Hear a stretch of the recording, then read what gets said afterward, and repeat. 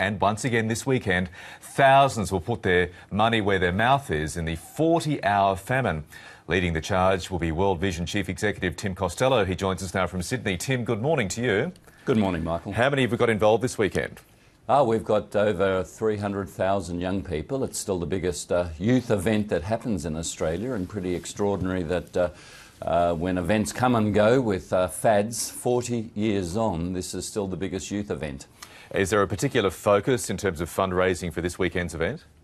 Yeah, the 40-hour famine always focuses on the 800 million people who went to bed hungry last night. So this year we're focusing on Cambodia and Bangladesh and East Timor, which all have their hungry seasons. And over the years, now 3 generations of people have literally, during the 40-hour famine, saved tens of thousands of lives. How is the money raised spent on the ground?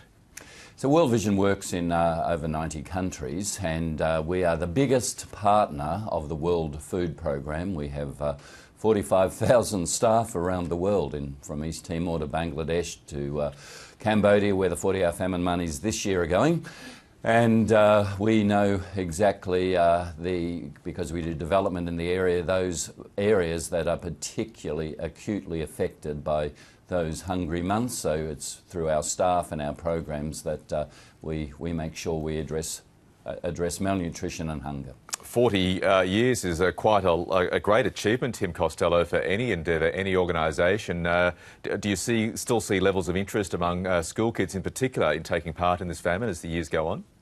Yeah, absolutely. I personally did the 40-hour famine myself 40 years ago, the first one, when I had hair. I'm so old I didn't just study ancient history, I lived through it, as did my brother, as have countless generations of politicians, and that has almost become a rite of passage. When school is weak as the only rite of passage, and lots of parents are worried about that, to actually do something morally serious and feel in your own body the pangs of hunger and say people have no choice, they live like this, I think has been incredibly important for youth culture in Australia, and I think it'll absolutely continue. Well, I've got you, Tim Costello. I just want to ask you a couple of questions about our top story this morning. That is the suggestion by a senior Liberal MP that Australian Air Force planes take part in airstrikes in Syria to address or to alleviate that humanitarian crisis on the ground there. I know you have spent a lot of time in refugee camps in Syria. How bad is the situation on the ground there, and will airstrikes help? Look, this is just terribly paralysing that now 200,000 plus people are dead, 10 million refugees, and 4 years on, no peace in sight, and now ISIS created out of this vacuum.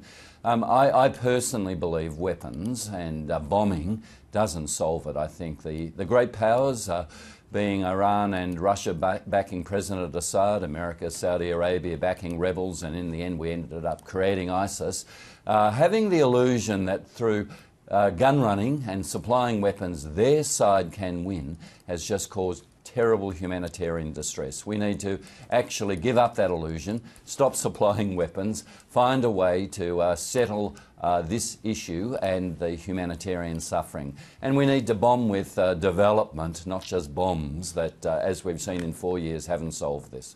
Tim Costello from World Vision, thank you, and best of luck on the weekend. Thank you very much.